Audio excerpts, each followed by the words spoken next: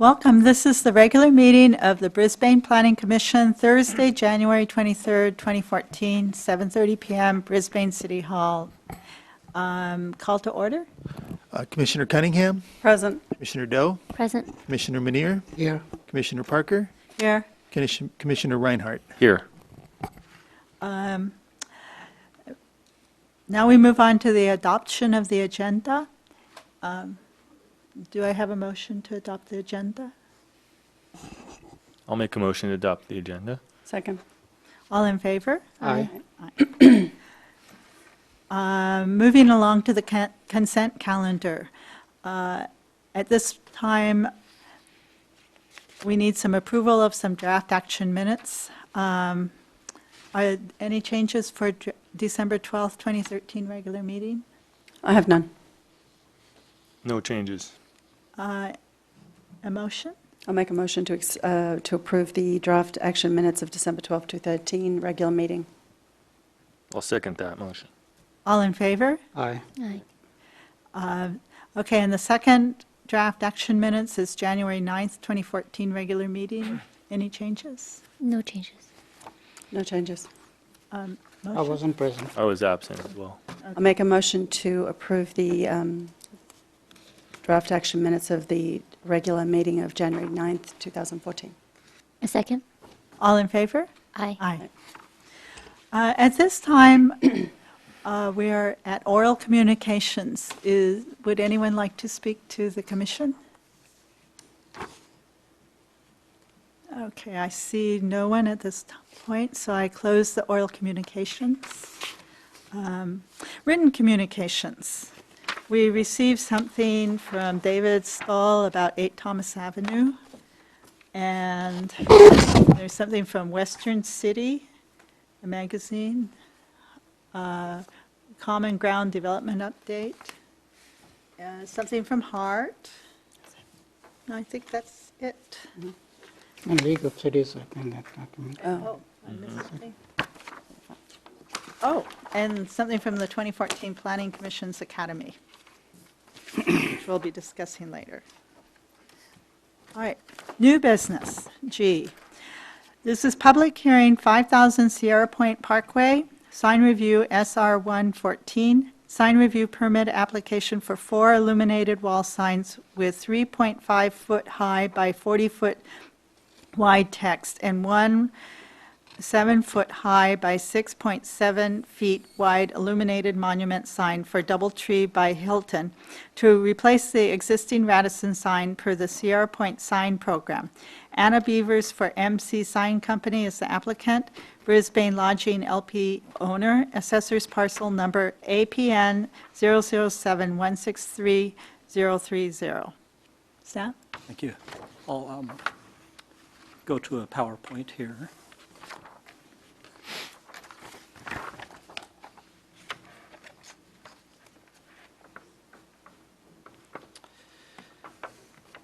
DoubleTree by Hilton requests approval of new signs at 5,000 Sierra Point Parkway to replace the existing Radisson signs. The proposal includes replacement of the lighted wall signs to be located on each of the 4 sides of the building. That's within the raceway at the top edges of the building. It also includes replacement of the lighted monument sign at the driveway entrance to the site along Shoreline Court. The proposed signs would all be at the same locations as the existing Radisson signs. This is the current, and the different sides are basically the same on Radisson. The proposed wall signs, although smaller in area, are wider than prescribed in the sign program. For the proposed monument sign, although it's lower in height and width than the maximum allowed, it is thicker than prescribed in the sign program. However, the sign program allows for Planning Commission approval of the proposed signs for hotels which exceed the dimensions otherwise prescribed.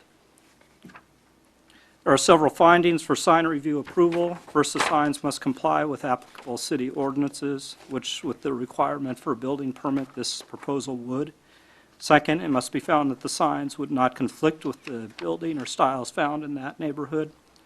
There would be no conflict with the building or the neighborhood. The monument sign would be located at the driveway entrance along Shoreline Court. Its appearance is depicted in the agenda report and on the slide here. At 7 feet in height, it would be 1 foot shorter than the existing 8-foot Radisson sign. It would be in scale and fit well with the building. The proposed height and width conform with the sign program, but at 20 inches in thickness, it's 5 inches over the 15 inches that's prescribed in the sign program. Staff sees no negative impacts from the additional 5 inches in thickness. If a reduction in width were required, it would lessen the aesthetic appeal of the sign, given that its layered design, and that's shown on the next slide here at the top corner. You get a sense for the sandwich effect, and so that middle section is lighted at night. The proposed wall signs were also depicted in the agenda report and are shown on the following slides here. Go darker here, the nighttime view of that.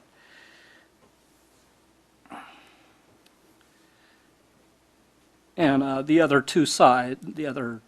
sides would appear the same, basically. So you have, this is the front side, and then that's the end, and the other end would appear the same. Due to the long name, wider wall signs than the standard provided in the sign program are needed. And although the overall sign would be wider than standard, the individual letters would be shorter, and the overall sign area would be less than the maximum allowed in the sign program. That's the dimensions shown there. Note that the sign program allows for sign areas of 176 square feet, and the proposed signs at 3.5 feet high by just over 40 feet in width would be 33 feet under that maximum. The sign program prescribes dimensions of up to 5 feet in height by 35 feet in width, but also allows for Planning Commission approval of exceptions to the maximum dimensions for hotel signage if the Planning Commission makes the following 2 findings. First, the larger sign is necessary to provide adequate legibility, and the signage is designed to substantially fit with the building's architectural elements and details. As detailed in the agenda report, the proposed wall signs meet both of these findings. Smaller signs would be more difficult to read for the intended viewers and would not meet the intent of the sign program. Also, the signs would fit well with the building being proposed within the top band of the building, the raceway there. And they'd be at the same location as the locations as the Radisson side signs would be. And just note that the Radisson signs are up to 8 feet with the tallest letter of the R, so it's quite a bit bigger in height than what's proposed here. The last finding is that for illuminated signs, they may not produce glare and would not present a distraction or hazard or otherwise cause a public nuisance. All 5 of the proposed signs would be illuminated, and none will produce a glare or distraction for motorists or otherwise cause a nuisance. It will be of similar scale, or smaller actually, than existing, similar overall. Also, exposed or alternating lighting is not allowed. In closing, staff recommends conditional approval of sign review SR 114 via adoption of the resolution, which contains the findings and conditions of approval. Thank you. Any questions for staff? I just have one. Ken, how are we measuring the illumination relative to nuisance? It's just a general question, in fact. If I may defer to the applicant on the technical details on the illumination of that. Okay. Thank you. Thanks. That was my only question. Okay. So would the applicant like to come up? You, the applicant? I'm representing the hotel. Okay, come on up. Come on down. I have much to say. The local installer was actually supposed to be here tonight. He has a little bit more knowledge on the actual details of it. I'm the gentleman who lives in the hotel. Love for you to grant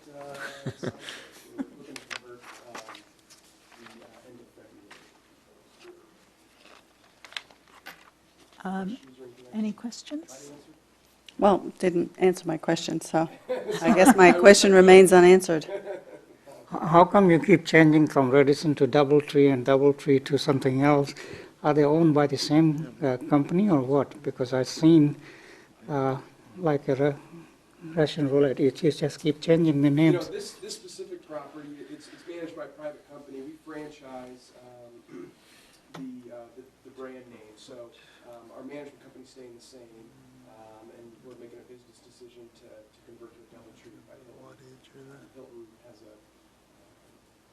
wider following. We have a condition of approval with regards to Blair. So for that, you know, we're going to maintain the same management. Because when I was in Oregon, in Eugene, same issue. One time it's Fairfield Inn, the other time it's like the Marriott by Courtyard by Marriott and all that.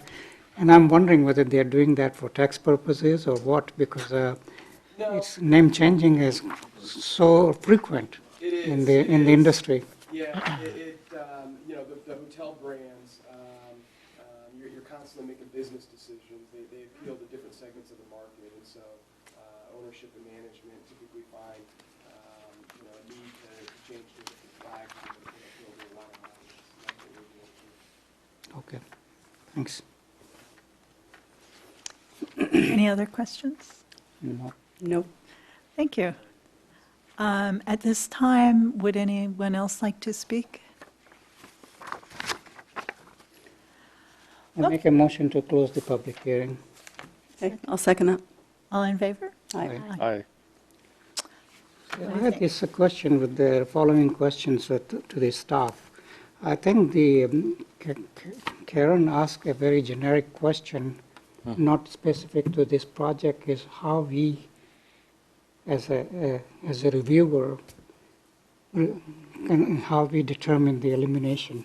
And I think that answer should come from the staff.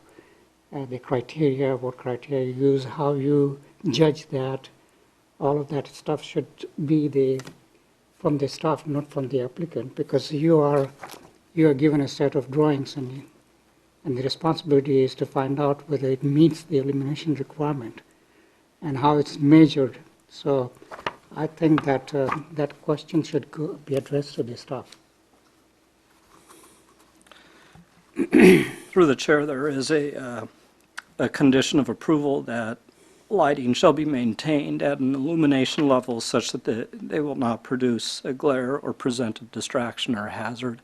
I know it's not a specific measurement of that illumination level.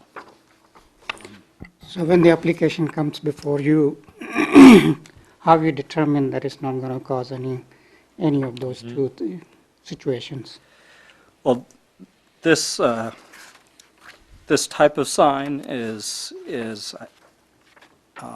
fairly standard in the industry and similar to what is up there already. It's actually smaller by quite a bit in area. I think I misspoke a little bit in the staff report and said similar in size, but overall it's wider, but the overall square footage of the sign is quite a bit less. I would not expect that this sign would produce any greater illumination than what's existing there. The illumination is not really the size of the sign itself, but what's behind that, what's illuminating it, how much power of light coming in. And I remember a few previous applications we had with the Redison, we had an extensive discussion on the illumination itself, whether it's a background coming from the back or front illumination, and how far it will be visible on the freeway, whether it's going to distract the motorist. That's the main concern for the signage. And I think that all of those factors were evaluated in your analysis? I looked at the sign location and the area, and essentially in terms of these being fairly standard construction, combined with condition of approval that it's not going to create a glare that if it did, and there were concerns with that they would have to adjust that illumination level. Yeah, it's unfortunate that the technical staff is not here to really discuss all that I had factors. expected that myself. Yeah, and, that was a subject of a lot of discussion in the past hearings, and that's why I'm bringing it up again, but in the absence of that, we have to move on with whatever we have in front of us.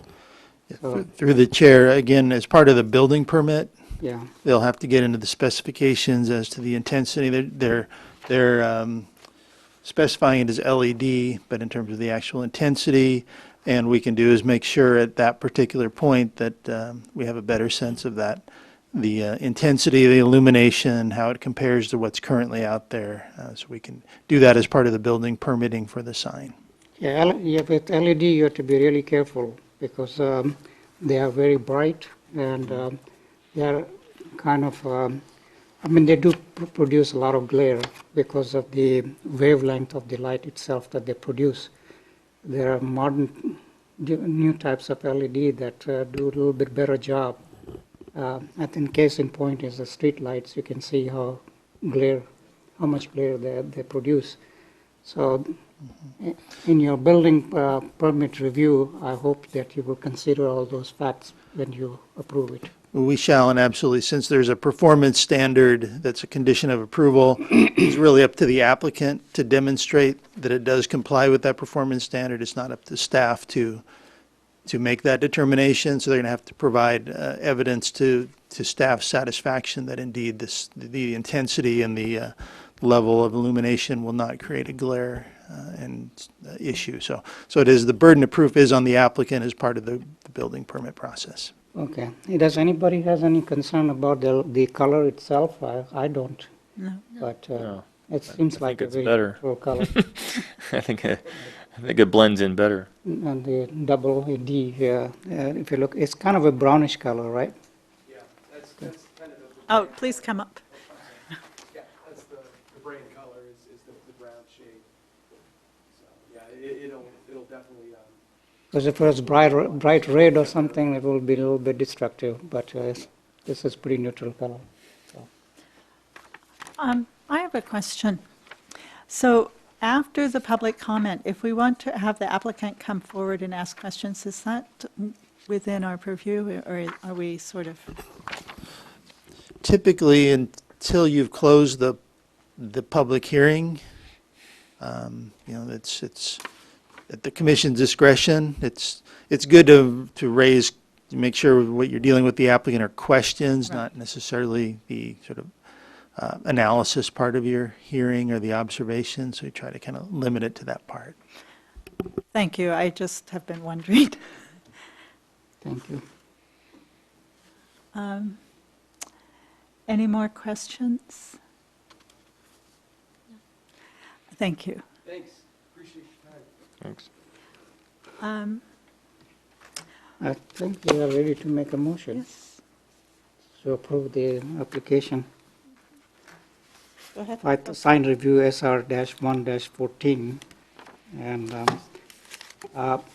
again, I will say that the staff should pay the attention what I talk about after doing the design permit,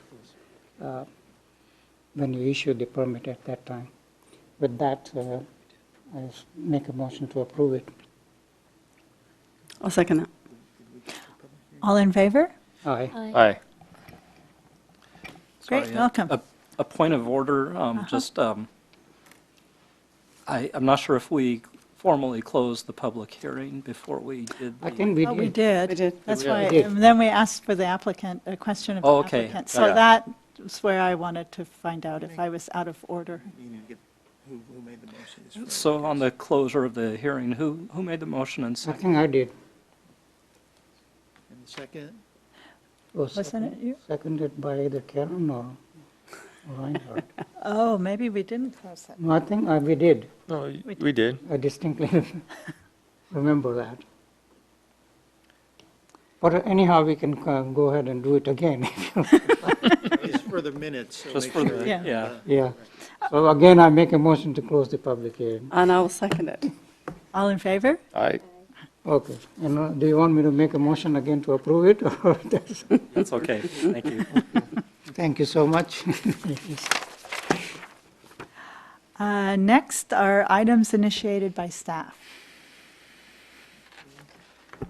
There are just two items. One is I had sent an email about the League of Cities Planning Commissioners workshops, happened to be, and also the paper copy of that, they happen to be in Burlingame quite fortuitously this year, and there's a great opportunity for everyone to attend. We did, through the budget process last year, get a budget, so especially given there's no lodging involved, that all 5 commissioners can attend, so I'd certainly strongly encourage that. I've heard back from 2 commissioners who have formally provided the answer that they could attend, so I'd love to hear from the other 3 of you. I think the registration the deadline is toward the end of February, early March, so, but the sooner we know, the better, so I encourage you to attend it all if possible. Part of that training will involve providing the necessary ethics training that all commissioners have to have on a biannual basis. If for some reason one or all of you won't be able to attend the sessions for purposes of ethics training, we'll have to make some arrangement to make sure you can do that within your prescribed period. I'm not sure, City Clerk, when the deadline is to actually get the ethics training completed, but we'll make sure, we'll work with whatever commissioners can attend. But I think it's a great opportunity, and I'm actually looking forward to attending with however many commissioners can make it. You could do the online too, the ethics. Yeah, for the ethics. meeting. So I think that's what we did last time. So, Okay.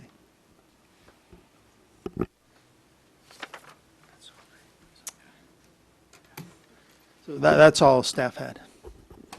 Thank you. Moving on to items initiated by the commission. First is a discussion of potential general plan review sessions. I looked at the general plan this time, and I thought perhaps it would be good for us to read through part of it for the next meeting. And I think perhaps through I think it's number 6, which is the traffic. Is that all right with everyone? pardon me? But for the discussion of potential general plan review sessions, I'd like to propose that we read through 1 through 6, which is through the beginning of the general plan through the traffic study. I think it's probably, my feeling is it's a good to just review it. And the second thing I'd like to know is, obviously, the general plan really reflects the flavor of Brisbane. And I'm rather curious about how it was written, because it seems like it is a very hands-on document. And I have heard rumored that there were maybe a few hundred meetings, a couple of hundred meetings. And so if anybody, I was wondering if you could make a presentation. I've been trying to get hold of Carol Nelson. She was the one that was involved very heavily, and she and Bill Prince, actually they ran the whole Yeah. general plan meetings. So what And did she say? We were the participant. I haven't been able to get hold of her. I left a haven't couple been of able to messages. reach, yeah, I haven't. So I will call again and make sure that I get some answer from her. My understanding is you sat through many. I did. I And was so- participant in that, but what I can do is I can give you my feeling as to what the general plan involved. that Was would be from my great. point of view. Yeah. But I think the whole procedural aspect, the legal requirements and all of that, if you want me to do it, I probably will need the staff help to prepare something. And because they will have the most, latest information from the Office of Planning and Research My- as to requirements for what are the essential steps one should take. Again, as we talked about the other night, if there's still some confusion on my part, talking about what a general plan should have and what its legal requirements are, to me is a very different sort of task and an issue than talking about what is contained in the 1994 plan. So I'm still not sure exactly, you're conflating, in my mind, if you're going to have this kind of work program, which could be quite, could be quite lengthy, as those who are on the commission, even going through just the policies in 2005 through whatever it took, 2007, will attest. It's a quite lengthy sort of process. So I think, again, my emphasis is it's great whatever you choose to do, but you really do need to make sure it's clear what your charge is. From a staff standpoint, with the comment period closing on the Baylands tomorrow, the staff time is going to be fairly limited in terms of providing, resources to this kind of effort at this particular junction in time. My position is that we should table it for a while until we go through the EIR, because the general plan, we spend so much time, so much effort, and so many meetings, and it still hasn't gone anywhere. Basically, it curtails to the policies and programs that the Planning Commission at that point went through, and they were based on some of the surveys that were done, that people wanted to see what should be the part of the general plan and all of that. There were some questions and answers were sent to the citizens. Based on that, we came up with almost, I think there are about 300 policies or programs, some maybe plus more than that. And when Bill came aboard, his first goal was to reduce it to maybe 100 program and policies, and he miserably failed because each one, there was no consensus to get rid of it. So as a result, we wound up with even more than what we had before. But the question I have is that we have already done that work over the period of 5 years. And I don't know whether we should start from the square one again, or just go to the old policies and all of us review it together and see whether we want to keep it or not, or we want to modify it or not. I don't think that was quite what I was thinking. I was thinking that you were involved in the general plan.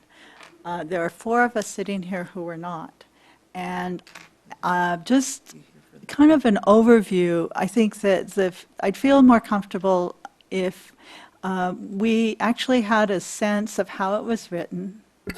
Because looking at it, I definitely feel that Brisbane put its feelings of who Brisbane was into the general plan, and as much as possible that, and that's discussed in the very first few chapters. And so that's partially what I wanted to do, was just to have kind of a sense that the commissioners all have kind of... Yeah, the historically that the original general plan was written, I don't know which one was the first one. 1980? 83, I think, or 82. Yeah. And when I get involved, we were reviewing I think it was 1990, or what was the last? The current plan is dated 94, so 1994. So then- what we did is the basic layout was already there. We already got all the program and policies that was adopted back in 1980. And we went through step by step each one of those to discuss again whether we can do it or not. And what it was we had the original policy written, and then we had the revised one, the language that came from the staff, Bill and his crew at that time.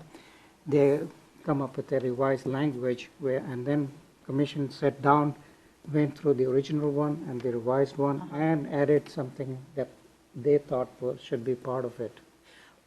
Well, I'm not so certain that I care about each individual sections, but I want to have a feeling that our commissioners have kind of looked through it. It just feels that I would feel that we're more of a cohesive commission if we kind of had a general feeling of what the general plan is, because it seems like a document that really reflects what Brisbane is. You know, I think as far as a particular document that kind of outlines what Brisbane's history is and where it's going, you know, it seems to be that kind of a document in the beginning. Right. And I'm not so certain we need to go through all the different sections. per Yeah, se. the original portion was written based on the input from the community as to what. And that was in the 1980s That or was back in 9? 1980s. Yeah. It was from that point onward, and some of those, quotes were there in the general plan also, what the citizens say about that. And then based on that, and back in 1980, the staff prepared a set of, policies and programs, which is required by the Office of Planning and Research. Each city has to submit the general plan. And I think it's every 5 years or 8 years or something like that. They recommend updates within the 10 years, but that's not prescribed by law. The only element that you're legally obligated to update is the housing element. Yeah. So it has several elements that each of them to be addressed. Traffic is one of them. Environmental concerns is another one of them. So for each of them, staff develop the policies and programs. Policy will be that, that we want to preserve the view, for example. Okay. Based on that, they develop the program as to how this will be interpreted and how it will be enforced. So there's two-part thing here. And then after that, the staff goes back and develop a municipal code, which is written in the code itself.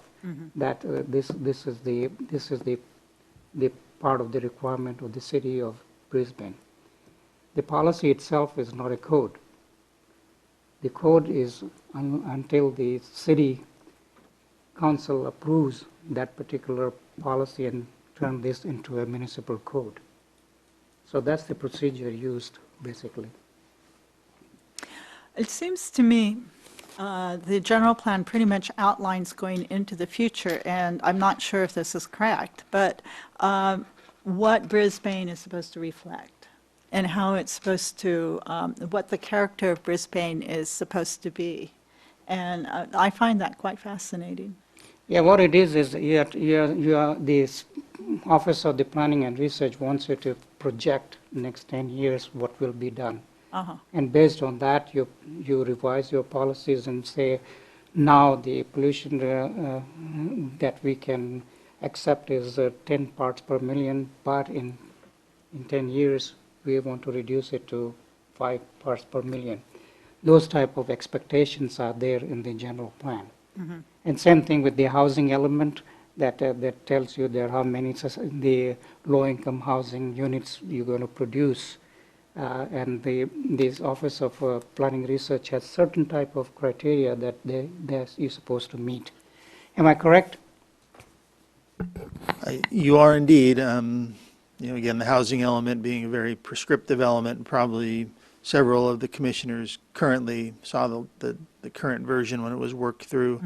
Yeah, I think the only thing to keep in mind, as Commissioner Munier indicated, you have the previously adopted plan in the 80s, you have the currently adopted plan that dates back to 94, you have an update from 2005 that never really got over the finish line. So, I mean, there is sort of an evolutionary process, and the idea that, the 1994 plan was really not intended to be a 30-year plan or a 50-year plan. It was It is a really 10-year plan now. supposed to be a 10-year plan. So the idea of, we're 20 years out from there. So that's all I think, when you look at this past document, I think you have to understand its context and what its intent and purpose was. But, again, the more you know about it, and whatever form you're comfortable trying to review it, I'm still a little unclear as to what kind of staff support I can provide for this effort, but,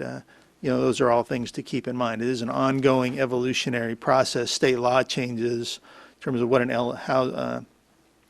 housing element or any general plan law changes over time, and, I suspect there are a number of changes from the laws that were in effect when the current plan was adopted that, frankly, that was one of the stumbling blocks why the 2005 update never made it sort of across the finish line, because although there was a great review of the policies and programs, there was never a review of how the document either complied or didn't comply with changes to state law and the environmental work. So those are two key aspects of the general plan update that didn't get finished. So that's why they couldn't adopt, at the end of that process. All the policy work was done, but without the technical and the environmental sort of component. So that's why it didn't move forward past that 2005 through 2007 or 8 effort. I think the only thing we were waiting for, and I was told over and over by Bill, that it's geared towards the final EIR that we approve for the Baylands. And once that's approved, then our general plan, we can finalize it. That's correct. The other component, though, they never did go through a detailed listing of changes to state planning law from '94, at least that I ever saw in terms of the technical side of that. So, Yeah, in order to do that particular one, it's not justifiable to just spend half an hour or 45 minutes to No. explain. It's a pretty detailed process, and let me talk to Carol and see if what's her availability is, and I will try to do the best I can to answer your questions and try to understand where you need the help. Whatever help I can provide, I'm here. And I think the first step should be, in my opinion, is to understand what the general plan is, what it's supposed to do. And that's the one that, what's the law regarding the general plan and why it is needed, and what should be in general plan, what elements should be in the general plan. So that should be the starting point to understand where we. But at this point, I don't think we need to go through that because the 2005 Right. is already there. And that's not going anywhere. So if at all, if you want to do anything, we have to go back to 2005 at some point and go over what changes have happened since then and try to correct that and proceed to get it approved by the council. Well, I don't know how the other commissioners feel, but I feel that that is not a step we can take at this point. No. So that's would not be the intent. I think I like the idea of discussing what it should do and the elements that should be in it. Just kind of a general idea of and I'm still rather fascinated about the way it defines what Brisbane should be. It seems pretty specific about that. Just a general overview, and which I see Brisbane following, actually, as much as possible. Well, it's the general plan supposed to be the footprint of the whole city's program, what city wants to be in 10 years from now or 5 years from now. And that's what the requirement, basic principle behind the general plan, as to what city wants to look like at the end of the 5 years plan or 10 years plan. It's like forecasting what's going to be happening in the city. So during that process, we go through all the plans and procedures and start revising it to make sure that it's current with the current standards. And since 2005, Uniform Building Code and everything has changed. So there are a lot of things that need to be revised in that. And also now we are more aware of alternate energy requirements and solar energies and all of that. And also the green building initiatives. Those are not in that 2005 plan. So if we're going to submit that, then we have to start that process to include that in there rather than starting from the very beginning. I think we'll never be able to finish that if we start from the beginning. Well, I don't know, what do the other commissioners feel? I'm just not clear on the intent. What is the outcome of us studying the 1994 general plan when updates were made that haven't been implemented for 2005? I'm not sure of the goal. I mean, you keep stating you want to know what Brisbane wants, but I'm not clear what we would be doing, how our time would be best served, and what the outcome would be of studying the 1994 general plan. I mean, I could probably sum up in my own words what I think the people of Brisbane wanted back then in a couple of sentences, and I think that would encompass what's reflected in the 1994 general plan. So I don't understand this massive document, what we're going to get out of it, and that at the end of it, how does that help us? And I just don't see the goal. I just don't see that yet. You haven't painted that picture for me. Is it, why are we doing this? I need to know why we will do this. Why we wouldn't look at 2005 versus 1994. I mean, the 1994 general plan was written when the last 30 years of stuff had not occurred. So we've got all this history that is now impacting everything from the 1994 general plan.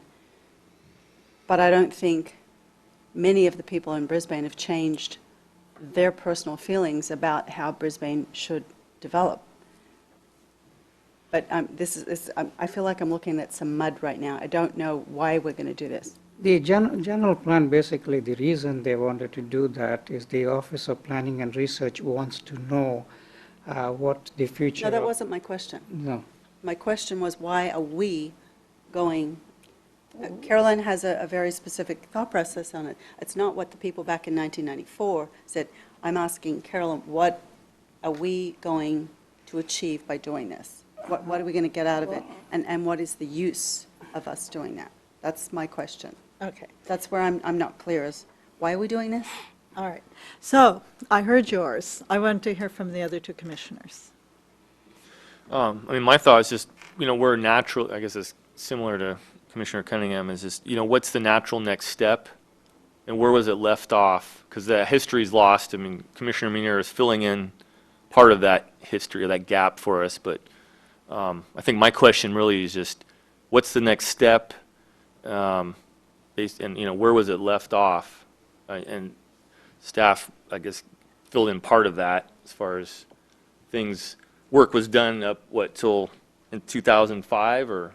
And then and everything a lot was done, but then there was a big step as far as comparing to law and in order to actually get it approved or executed. So what's the next step? I mean, and who's responsible for that? I think the next step, if you ask me, is to wait for the EIR to be finished for the Baylands, and that will answer a lot of questions that were holding up the approval of the general plan. A lot of policy issues that were related to Baylands. So once we get the EIR, then our task will be to go back to 2005 documents and go one by one each of the program plans and see if there is any changes have happened or not. If there is any code change, the Uniform Building Code requires now seismic stuff should be like this way versus what was written. That procedure we have to do at some point. But I think at this point we just have to wait until EIR is done and see how we can incorporate that into the general plan. That will be the biggest task in front of us, is to incorporation of Baylands, EIR, whatever we approve that, into the general plan. Because once we do that, then we'll have a little bit better, direction as to how we can get it to the council, so they can go ahead and approve that. And then next step will be to come up with the codes, municipal codes, based on the program and plan that we approved, you know. So then that will be written with the help of the staff, and then once we have those municipal codes written, that goes for the council again for the approval, and then that becomes the law. General plan is not a law, it's just a recommendations. Yeah, and through the chair, I think there are a couple other steps along the way. One is, again, right now, the 2005 update really sits at the council level. The planning commission made their recommendations at the time. It really stalled out at the council based on the lack of environmental documentation, as we said, sort of the technical part of it. The council back in 2005 relied very heavily on a community survey that was undertaken in 2005 that drove a lot of the conversation and the dialogue about the policies and the programs. So the council's going to have some decisions. Do they want to rely on, are they comfortable kind of sending the plan back, 10 years later for the commission to review again? Right. Based on 10-year-old public opinion survey? I don't know. They might want to upgrade. There's going to have to be a program to kind of get this from where it is to adoption. And I think that's going to be a conversation with the council and the commission as to what is that process. Because if there's a public opinion survey, you're not in position to authorize that. That's budget. Those are council decisions as to what the process they want to see to take it from where it was to where it needs to be to adoption. And, aside from the technical, commissioner is quite correct.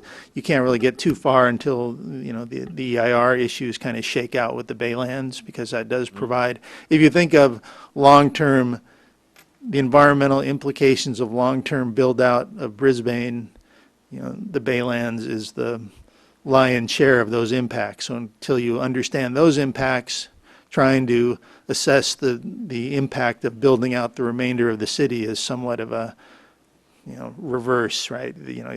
It's the 800-pound gorilla on the city's back in terms of environmental impacts, and so that has to be resolved to drive understanding what the impact is of long-term build out of the city. So that's why you couldn't really, it was very difficult to move forward with assessing a general plan when most of your impacts were unknown, and say, well, we can environmentally assess what our general plan is going to be in 10 years when you have, what's driving your impacts is completely a blank slate. So this environmental document that's been prepared to date, however it needs to get modified to make it an adequate document, will serve the general plan well in terms of supporting it as from an environmental standpoint. But that's going to be the council's call as to that program and that process and what they're going to want to see to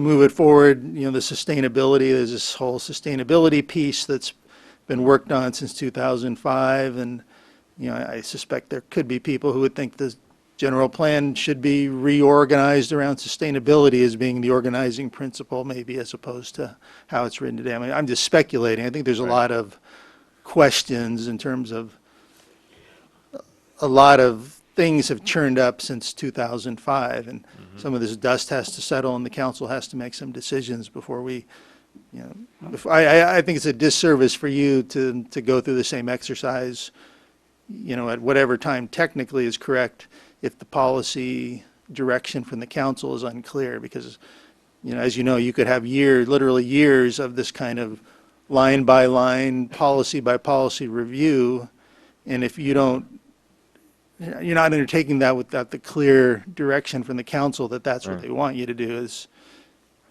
really a risk, and could be a real time commitment. I don't think in my time frame here, we will have the general plan.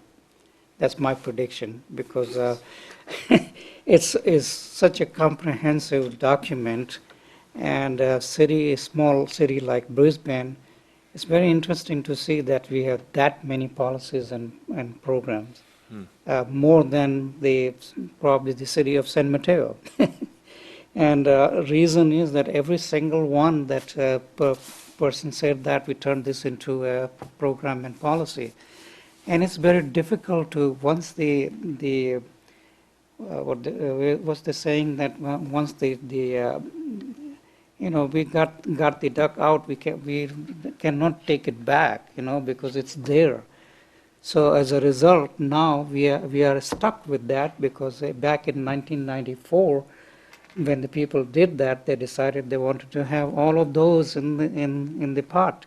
And now, if you're trying to take it out, there's so much resistance, and as a result, this process never ends.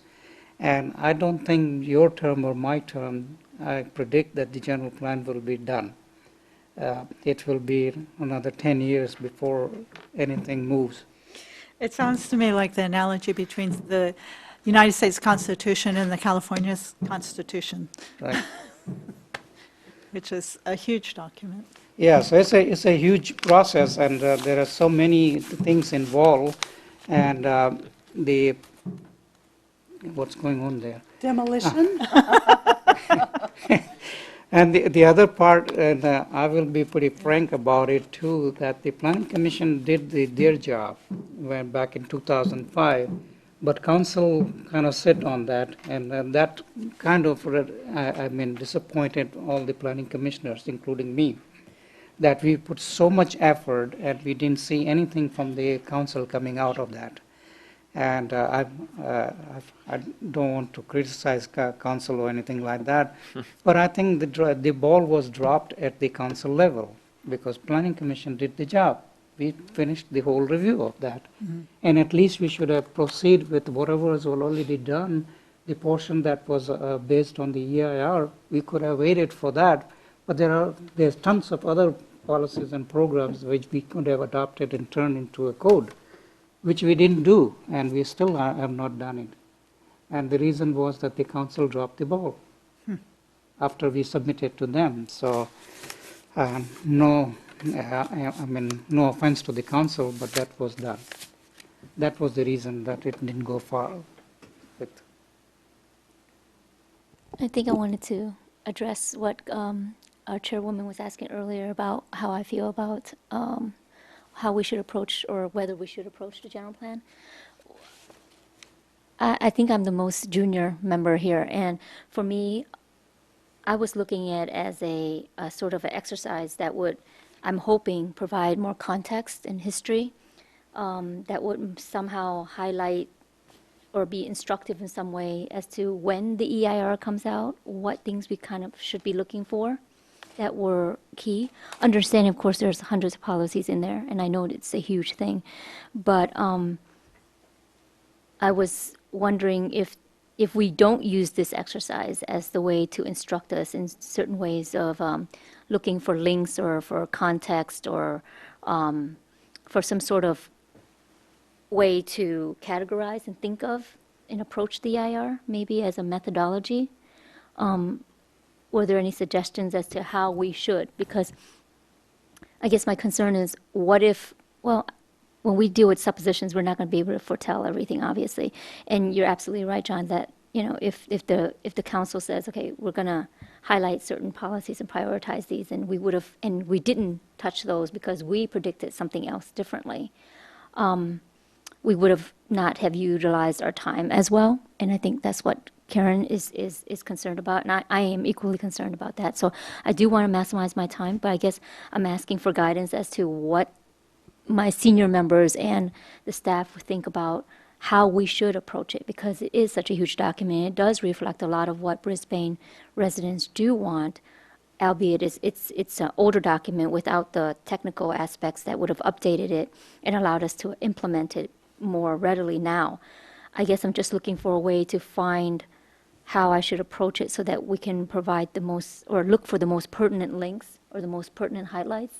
Are you talking about in the context of the upcoming Baylands? Is that? Mostly, that's my, Yeah, without getting into the substance of any of that, I would certainly, as your ongoing review of that EIR is occurring, I'm sure, there's a fairly lengthy discussion of the land use section of that EIR that talks about applicable general plan programs and policies and the consistency or inconsistency of the plan or whatever part of the plan, the various plans that are under review. So, I mean, if that's kind of your starting point, that's probably the best context to, because again, as you said, there are 800 policies or programs or more than 300 and less than 800. I don't know, Ken, what do you say, 500 or so in the old plan? if my recollection is right, I want to say like 300-something policies and another 600 or so programs. So close to 1,000. So, the EIR will have identified some subset of that 1,000 that at least there's a context. Other people in the community may very well, through the comments, say, well, no, the EIR ignored, these other policies. So you'll get other people's input will help sort of frame that discussion for you, I think. I mean, it's just a thought. If that's kind of what we are trying to order to some extent, there's at least a skeleton of that in the documents that are in front of you. Certainly the community, public comments and comments on the EIR and whatever planning you do for that site will certainly articulate a lot more in terms of people's perception of the general plan and what's applicable or inapplicable to this site. And you're going to hear plenty of opportunities to weigh what you read and what you hear and make judgments. So that would be certainly one way of doing it. The idea of kind of, again, if there's another way that works for all of you in terms of trying to contextualize this without getting into the substance of the document, which you're not really doing here until you get to a public hearing, I'm open however you want to do that. But if I'm not seeing a very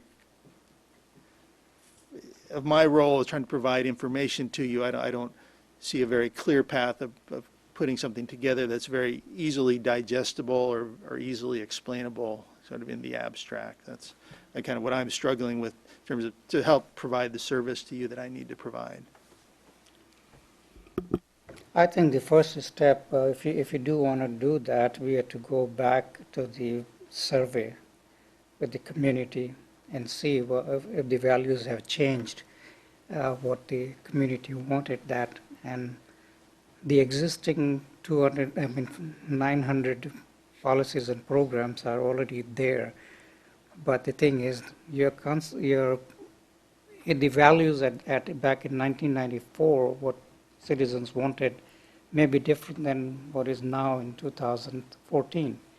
So that will be the starting point that might emphasize and may allow us to probably get rid of some of the policies and programs that were implemented based on what was at that time perceived to be the course that the city is going to take.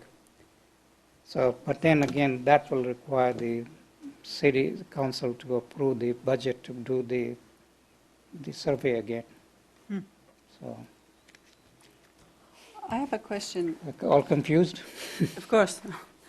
When the 1994 general plan came out, was there any weight given to the future potential development of the Baylands, or was that so far off in the distance that it wasn't really considered, except for the fact that there are certain policies relative to land use and there shall be no housing, et cetera, et cetera?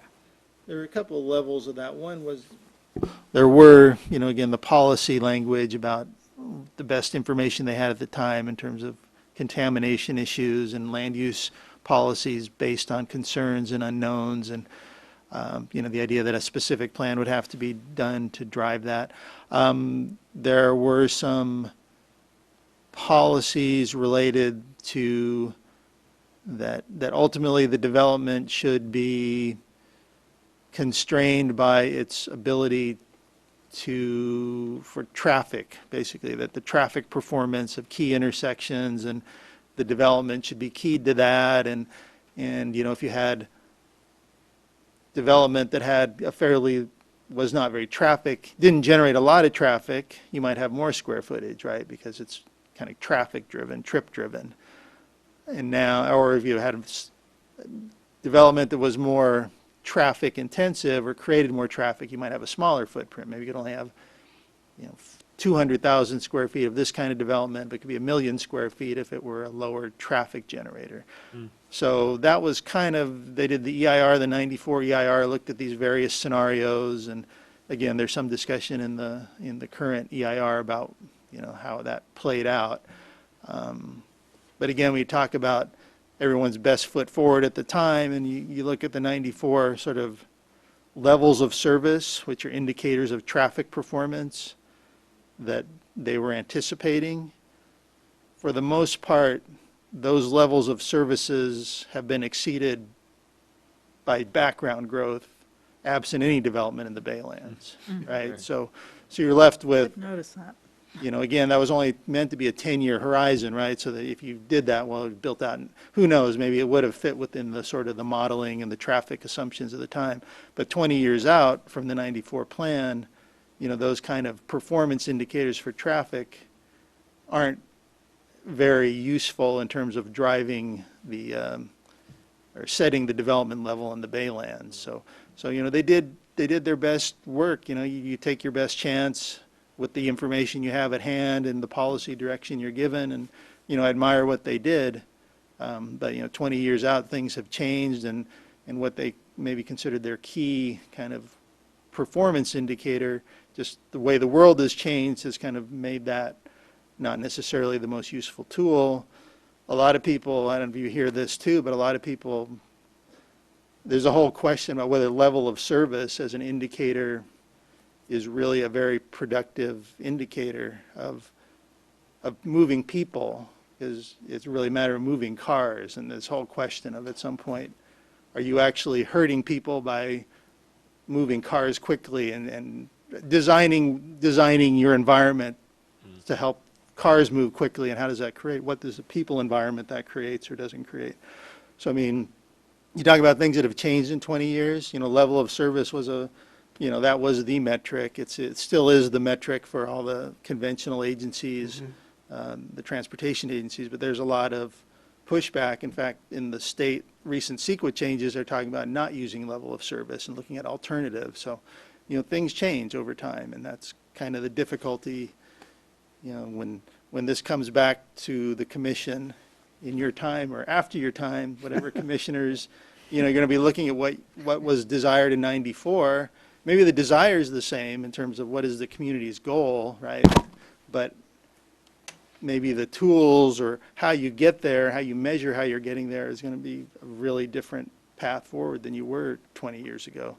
And maybe some of those standards don't make sense in today's sort of environment and regulatory world.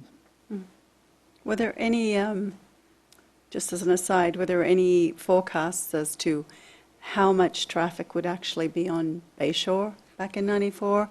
And if there was, how does that measure up to, in actual fact, how much traffic is on Bayshore now?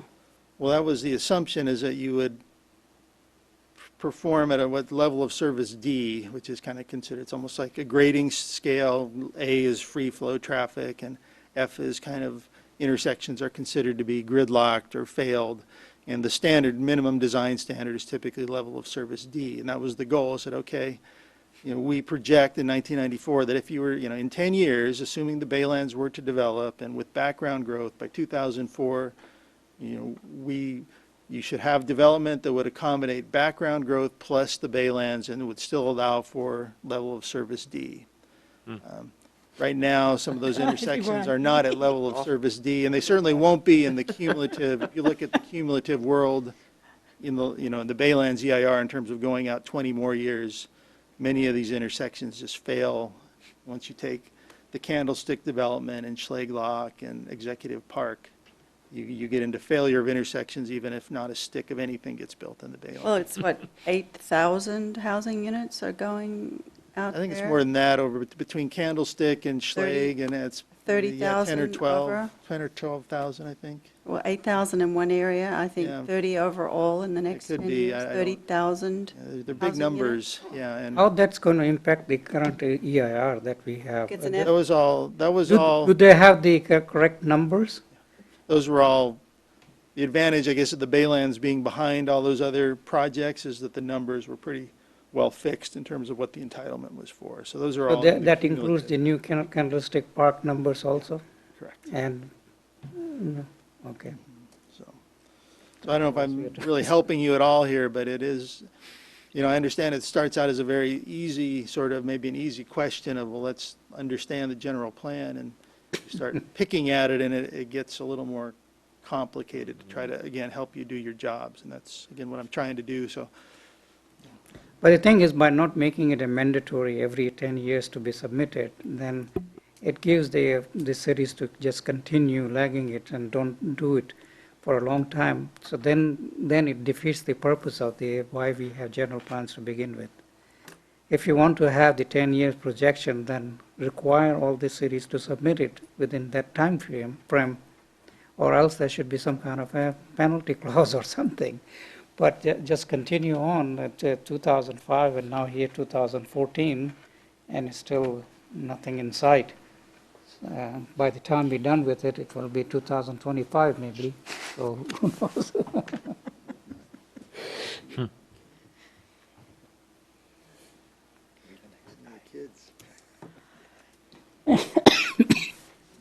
Anyhow, very good discussion. Sorry, Carolyn. No. This is kind of what I wanted to talk about. But I will still continue to calling Carol Nelson and see if she can come and give us a little but discussion as to what her point of view was with this. Or- She was involved in 1994 also, I believe. I think what I noticed in the beginning parts of the general plan is it outlined what was important about Brisbane to Brisbane, Yeah. and how Brisbane wanted to show itself to the rest of the world. And honestly, looking at it, I don't think Brisbane has kind of changed its character that much. You know, it still wants to project itself as A small town feeling. a small-town feeling with a city, as a city with a small-town feeling.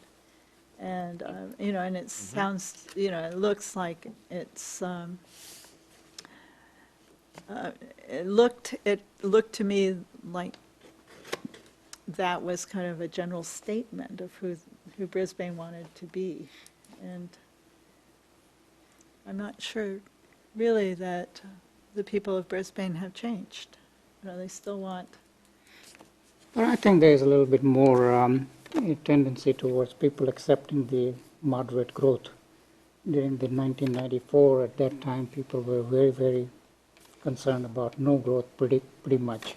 And they were thinking along the same line as Half Moon Bay and all those at point. I think there was a discussion about moratorium also, no more buildings allowed, no more construction permits. But I think now there's a, and correct me, Karen, if I'm wrong, that now there is a little bit tendency of the people that they want to see some development, you know, given the current economic. as long as it maintains the Right. feeling The of character of Brisbane the- being Brisbane. I think, you know, the general plan in the initial stages of the first 5 chapters kind of outlined what Brisbane was, the flavor of Brisbane was supposed to be. You know, that it was supposed to be community, and it was supposed to be small, feeling of a small town. Share the mountain. was And one of- share the mountain,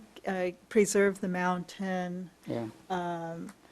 and, you know, and there seemed to be a fair amount of discussion on keeping that and also preserving the lagoon. and Open space and. Open space, a lot of open space. And I think that just moving forward, the town has pretty much tried to maintain that. And I think that it really wants to stay that way. Well, we pretty much built out Old Town Brisbane. Yeah. There's, what, 3 or 4 buildable lots left? Right, so there's only room for 3 or 4 more buildings to be in this part of town. Right. And we're done. I mean, we can convert some of the homes to in-law units to create the affordable living spaces, et cetera, but we can't do anything else. But, you know, even, I noticed that even with Crocker Park, you know, there was a feeling of what Crocker Park should be, how Crocker Park could be redeveloped at some future time.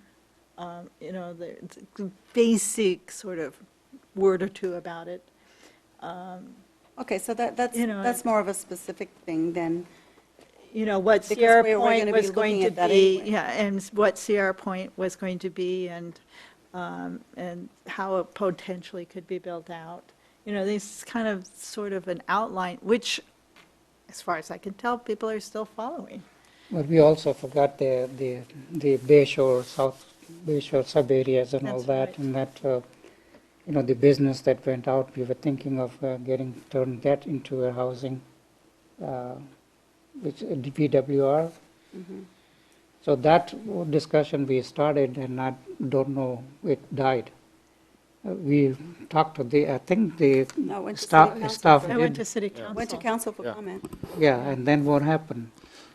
The way I understand it is that the commission proposed several alternatives in terms of housing, but with Crocker Park most likely being the preferred, and you have the TAP that's going on, right? The ULI program that's going to be next week to be kind of exploring that question.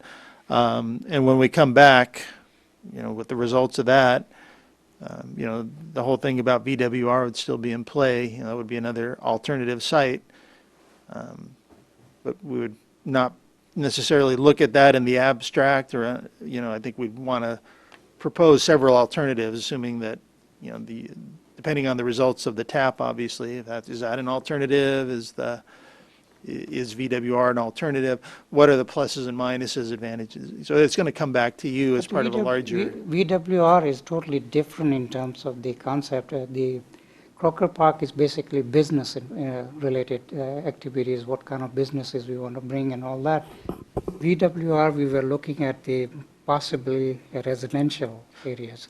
And that was the question that was sent to the council as That's, to. we came back with the idea of this area here potentially becoming mixed-use housing. Near yeah, okay. Right. The edge of Right. Crocker Right. Park, yes. Right. Yeah. So that's what's really in What's- play, and that was And then the other part is all disappeared, right? The developer who wanted to build on that steep hill, that's proposal is gone. Which area are you speaking? Yes. the one Southeast that- Bay Shore, or? On the South Bay Shore, remember that was a Yeah, I haven't heard proposal? anything about that lately. Yes, through the chair, they essentially pulled back from that and expressed to staff that they were discontinuing with that, the interest that they had in that, so. Another potential applicant could come to the fore, but that southern tip of Southwest Bay Shore, At this point, there is nothing. there's nothing in the going on middle. there. Oh, Okay. I didn't realize that. Okay, so that's good to know, because that would have been interesting a to very know. difficult project to review. Huh. Okay. So Well- do we have enough discussion on general plan? I feel much better. I don't know about anybody else. I have one more item that I want to just ask staff regarding the planning commissioners, the appointments. Yeah, did you get any applications yet? As of today, the deadline, I understand, is a week from tomorrow, 31st. So as of now, I'm not aware of any other applications been filed other than our incumbents here, so. And then the council, their next meeting is the 3rd, so they'll have the results of whatever the recruitment is, and they'll provide the direction at that point as to what the interview process or the selection process will be, so that you'll know after the council meeting, the 3rd, what's, the path forward to get a reappointment or appointment. So only 2 people applied, so, As of now, yes. okay. Any subcommittee updates? I think it's this, I don't know if you read my update from last meeting, but it's still the same. We finished the goals and the key performance indicators this is for the sustainability committee. So for the sustainability action plan, we finished with their consultant, the goals and KPIs. And now we're going to move into the actual implementation strategies. And that's going to happen in February.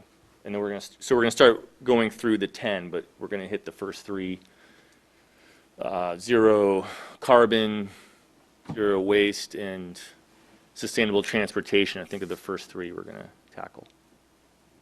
So we're going to reconvene in February with the consultant. That's all I don't have a date yet. And I have nothing on the green building ordinance. And anything else The, in those other committees hang that are going on? Through the chair, the state has, I understand the state has pushed off the implementation of Title 24 to the middle of the year because they had a number of issues to work through on that, is And my Title understanding. And 24 is, so that was a critical piece Energy of code. that. This was, Energy. right, the energy code oh, the energy code. for the state building code. Uh, The have rest of the code went effective January 1st, but that Title 24, which was that critical piece, Little pressure. got pushed off. Right. I have a question for staff. Water conservation for the city, has the city been talking about that at all? Does anyone know?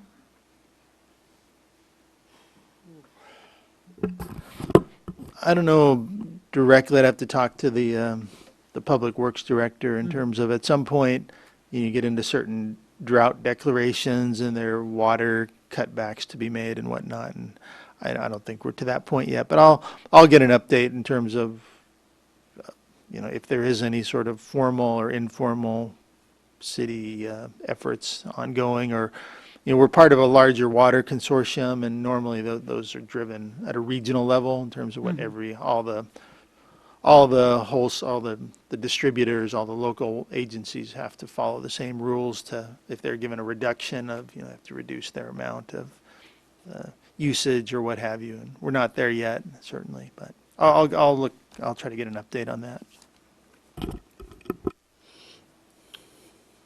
Anything else? I have nothing.